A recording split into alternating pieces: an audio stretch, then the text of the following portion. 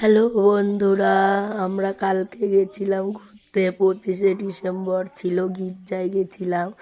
দেখো আমার ছেলে বলছে সরো সরো, ও ভিডিও করবে না।